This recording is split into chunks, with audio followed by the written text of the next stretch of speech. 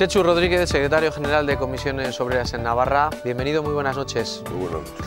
Gracias por estar con nosotros en un momento en el que otra vez volvemos a hablar del sindicalismo y otra vez se vuelve a poner en cuestión. No sé cuál es la cuestión que pone usted en esta nueva etapa. Bueno, yo creo que no se está poniendo en cuestión tanto la actividad sindical y los sindicatos desde una posición racional.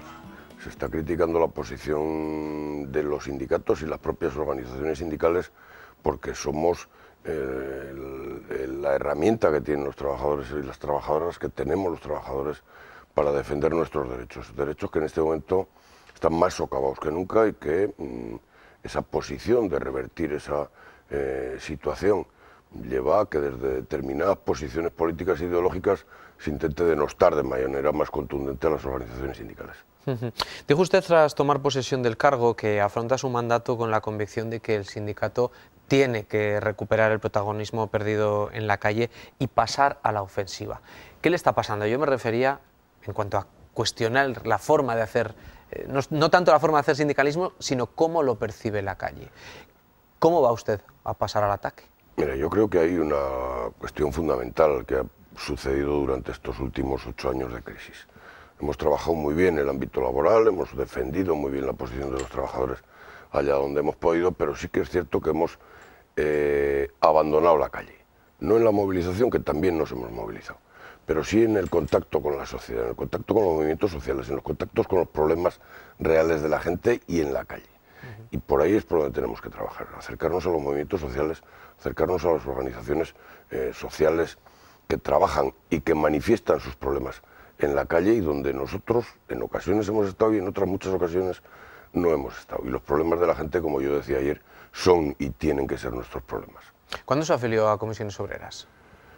Me afilié a Comisiones Obreras en torno al año 82, tuve mi primer carné, mi actividad de colaboración con Comisiones Obreras empezó mucho antes, desde muy jovencito.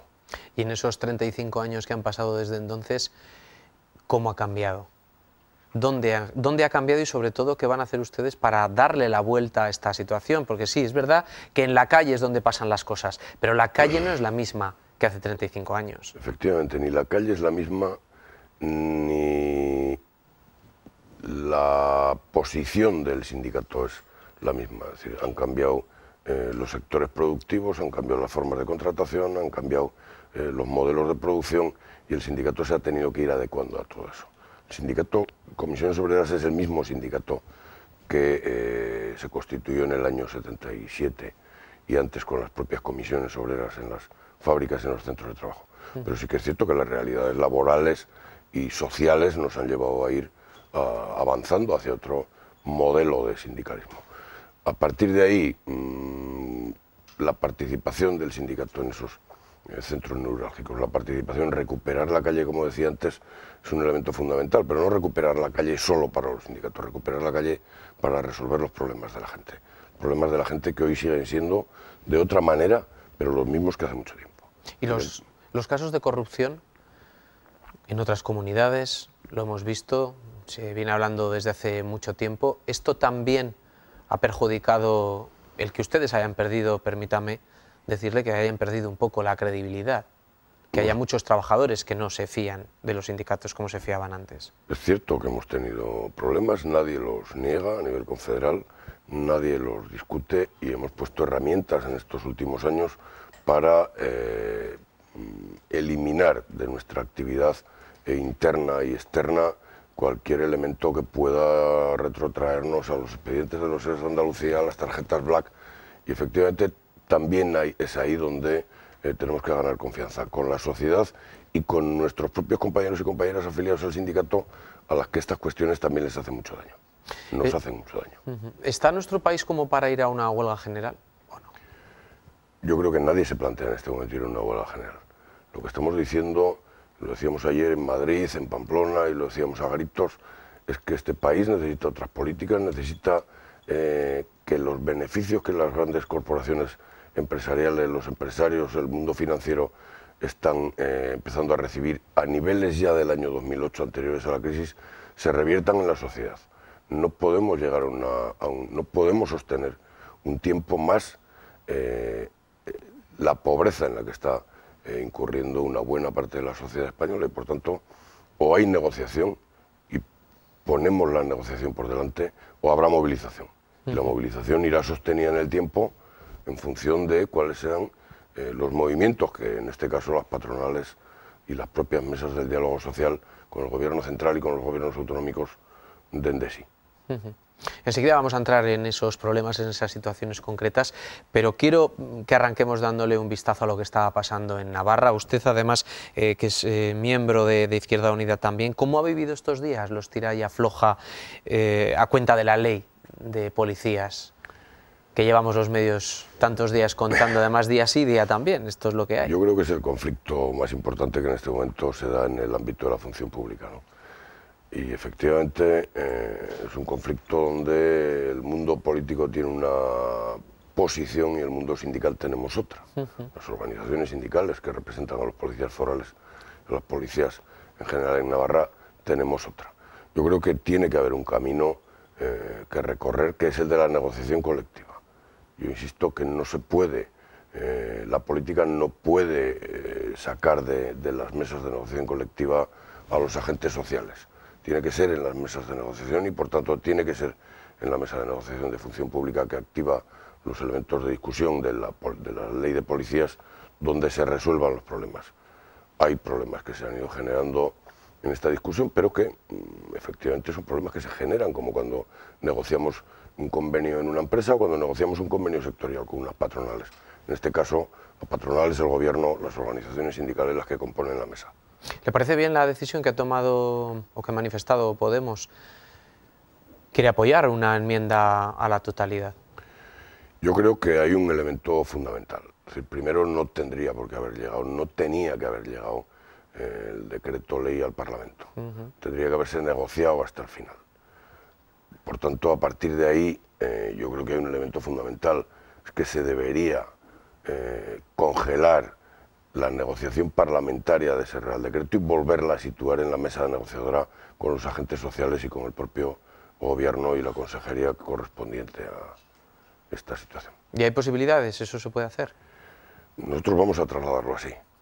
Nosotros vamos a trasladar la necesidad de mantener la negociación colectiva, no solo en el gobierno de Navarra y en otros casos. Es decir, la negociación colectiva no puede salir del ámbito donde se tiene que dar, que es en las patronales y en los agentes sociales, y en los agentes económicos. En este caso se tiene que dar igual. Por tanto, nosotros vamos a reclamar que la ley vuelva a discutirse o que el Real Decreto vuelva a discutirse donde se tiene que discutir, que es la mesa de negociación. Pero lo de la enmienda a la totalidad, ¿usted lo ve bien o no? La propuesta de Podemos, ¿se lo pediría también? ¿Le gustaría que también Izquierda Unida la presentara? Yo insisto, nosotros defendemos la independencia del sindicato con respecto a las decisiones de los partidos políticos. Por tanto, yo respeto también la independencia de las organizaciones políticas a plantear lo que ellos entiendan que tengan que plantear. Yo creo que el elemento fundamental lo tienen que entender las fuerzas políticas y las fuerzas sindicales, es que tiene que volver a la mesa de negociación el Real Decreto y se tiene que negociar en la mesa. No se quiere mojar. En el Parlamento. No se quiere mojar. No me quiere responder, pero al final son los propios grupos parlamentarios los que están diciendo que ustedes no han llamado a la puerta de los despachos para contarles lo que quieren o no. Lo dijo aquí la señora Marisa de Simón la semana pasada. Que nadie había llamado a la puerta, que tenían las puertas abiertas para sentarse, para hablar con ellos, forman parte del cuatripartito, algo pintan en todo esto. Está claro, pero yo insisto, el proyecto de ley no tenía que haber llegado al Parlamento, tenía que haber salido del Parlamento, al llegar al Parlamento cuando hubiese estado cerrado en la mesa negociadora con una amplia mayoría y con el mayor consenso sindical posible. Por tanto, yo insisto, hay que pedir que ese trámite parlamentario se congele y vuelva a la mesa. Y a partir de ahí no sería necesaria ni una enmienda a la totalidad ni enmiendas parciales en el Parlamento, porque la política no puede sustituir a los agentes sociales, insisto, aunque lo repita muchas veces, la política no puede sustituir a los agentes sociales en la negociación de ningún tipo de convenio. De ningún tipo de convenio. ¿Hay unidad entre los sindicatos en esta cuestión? Yo creo que hay unidad prácticamente total. ¿Y por qué dijo la consejera la semana pasada, la consejera de Interior, que, bueno, a ver de qué se está hablando, que yo tengo informaciones de que no hay unidad Yo creo que entre hay los un sindicato que sindicatos? está participando en la mesa con una posición distinta, pero lo que dice la consejera se lo tendréis que preguntar a la consejera, no a mí. ¿Está satisfecho con la labor de esta consejera en este aspecto? Yo creo que debería demostrar más cintura. Yo creo que debería de demostrar más cintura. Que hay que sentarse y que hay que dialogar hasta el final. Que hay que buscar los mayores consensos posibles con todo el mundo. Y a partir de ahí, cada uno tiene que saber jugar su papel. Pero el papel de una persona que responde al gobierno de Navarra y que responde a la sociedad de Navarra tiene que ser el de buscar más consenso. Vamos a hablar del Consejo de Diálogo Social en Navarra. Está cuestionado desde muchos frentes, lo que era ya no es y lo que no sé si lo que es será en el futuro. Usted, ante este nuevo reto que tiene por delante, ¿cómo le gustaría que fuera la relación que hay ahora mismo?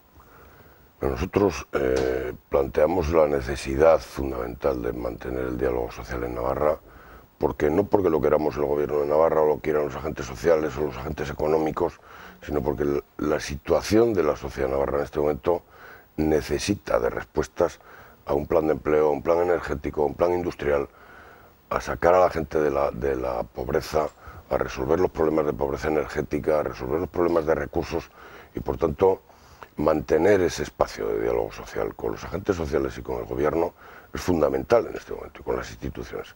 Es fundamental en este momento. Hemos situado una mesa de Consejo de Diálogo Social en la que el propio gobierno, y en la declaración que firmamos en el mes de enero, se invitaba al resto de los agentes sociales a participar. Tendrán que ser ellos los que expliquen por qué no quieren estar o por qué no están. Porque el Consejo del Diálogo Social es un elemento que se mantiene vivo con este gobierno, con las organizaciones sindicales que planteamos y económicas que planteamos, que se tiene que seguir manteniendo, y que efectivamente discutiremos los elementos fundamentales que afectan a la sociedad en este momento. No vamos a discutir los que afectaban a la sociedad con el gobierno UPN, que seguramente serían parecidos o iguales a los de ahora. Pues son dos escenarios distintos. Son dos escenarios distintos. ¿Debería el gobierno de Navarra garantizar de alguna manera la existencia de este organismo, de este instrumento? Yo entiendo que el gobierno de Navarra, manteniendo, y mañana tenemos una reunión, manteniendo el órgano y manteniendo los niveles de debate que se están manteniendo en la mesa, está garantizando el diálogo social en Navarra. ¿Cómo ve el futuro del empleo en Navarra? ¿Hay una idea de plan de empleo para los próximos años? Pero creo que Navarra es una de las pocas comunidades que a día de hoy no tiene activado un plan de empleo. Estamos empezando. ¿Qué es lo que le demanda? Estamos empezando a trabajar en un plan de empleo. Si su teléfono, apáguelo. Efectivamente. No hay ningún problema. Estas cosas son las que pasan. Son las que pasan. Perdón, sí. El plan de empleo en este momento, ¿cuál es el futuro que le espera y ustedes hacia dónde van a trabajar? Nosotros vamos a trabajar en el sentido más amplio de lo que los 45.000 trabajadores o más de 45.000 trabajadores y trabajadoras en paro en Navarra necesitan. En el ámbito de conseguir que a Navarra vengan empresas y se instalen empresas en Navarra con capacidad de generar empleo de calidad. Podemos decir que se está creciendo en el empleo, pero no en un empleo de calidad. El empleo cada día más precario. También en eso tenemos que hablar, también hacia ahí tenemos que dirigir esa discusión. Tenemos que buscar alternativas para que la gente, los trabajadores y las trabajadoras que llevan parados y que son parados de larga duración, encuentren un trabajo que les resuelva su vida hasta el final de su vida laboral. Tenemos que buscar elementos para que las mujeres y sobre todo los jóvenes se incorporen al mundo del trabajo y no tengan que emigrar o no tengan que buscarse sus recursos en otros sitios. Pero tal y como están las cosas y escuchándole, ¿Navarra se puede permitir el lujo de no tener un plan de empleo activo y pactado? Estamos trabajando, insisto. Sí, pero no lo tenemos. Pero no lo tenemos. Efectivamente, las cosas no se hacen de un día para otro. Las dificultades que se sitúan y que se situaron en el principio de este nuevo formato de Consejo del Diálogo Social también han estado en la mesa de discusión. Y efectivamente, yo espero que a partir de mañana ya pongamos las bases, los temas a debatir, la agenda, y que lo hagamos con la mayor celeridad posible para que efectivamente las resoluciones de ese plan de empleo se puedan también activar de la manera más rápida posible. Ha hablado de las mujeres, los datos de la brecha salarial ahora mismo supera el 20%, parece mentira. Ha hablado también usted de los jóvenes y de los mayores de 45, 50 años, porque es una franja muy complicada también en una crisis. Efectivamente, cuando hablamos de paros de larga duración y sobre todo de trabajadores y trabajadoras, de la gente que lleva mucho tiempo en el desempleo y que efectivamente de alguna manera parece no, es un hecho, se les expulsa del mercado laboral, tendremos que buscar elementos que hagan que las empresas se comprometan también no solo a contratar jovencitos en unas condiciones cada día más precarias, jóvenes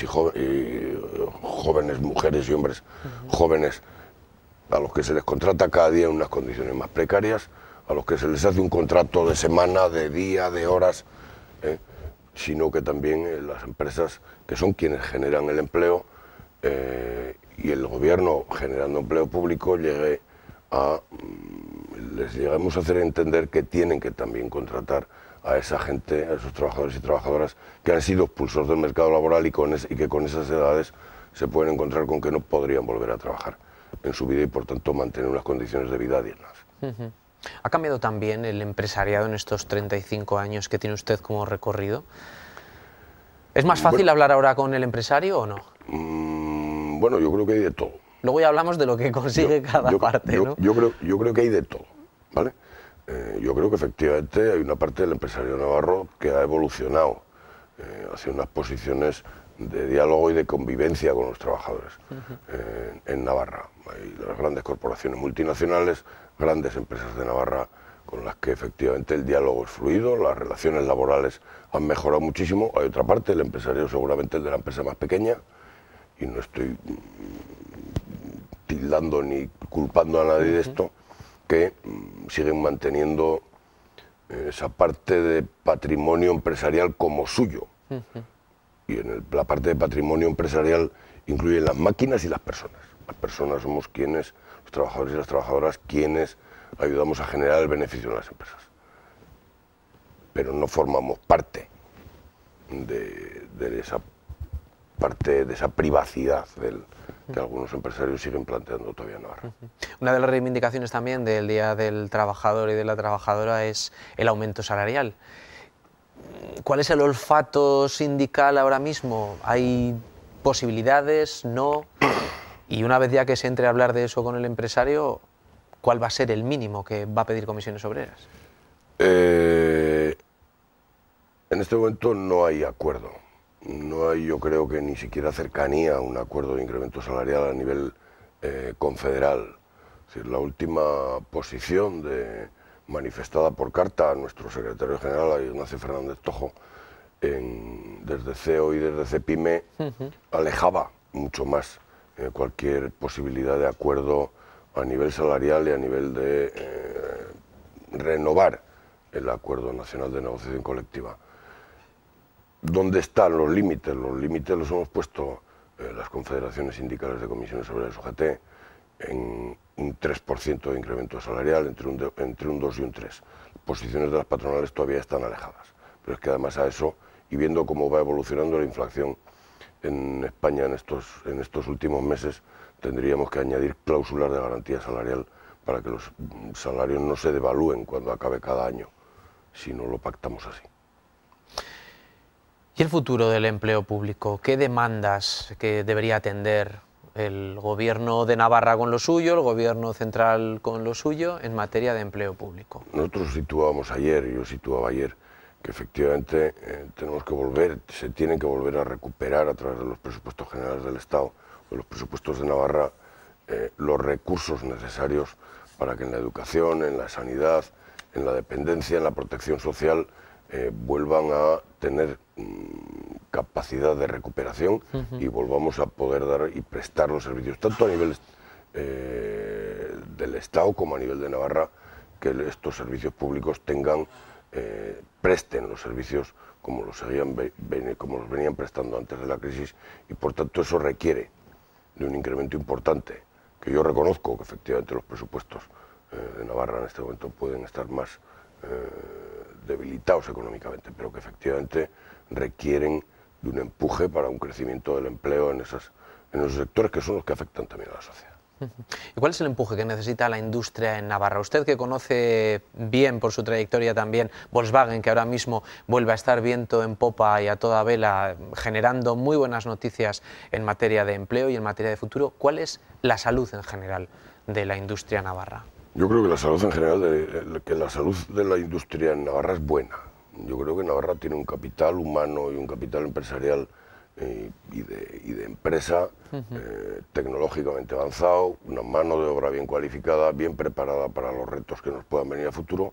Es cierto que esos retos generarán mucho debate y mucha discusión, pero yo creo que la industria navarra, en la mayor parte de los sectores, y reconociendo que efectivamente durante la crisis, Navarra, lo hemos dicho muchas veces, han desaparecido muchísimas empresas, fundamentalmente pequeñas y medianas empresas, porque no han podido hacer frente a la necesidad de recursos financieros o a la necesidad de nuevas de innovación en cuanto a producto, han desaparecido, han ido desapareciendo, afectado fundamentalmente el empleo.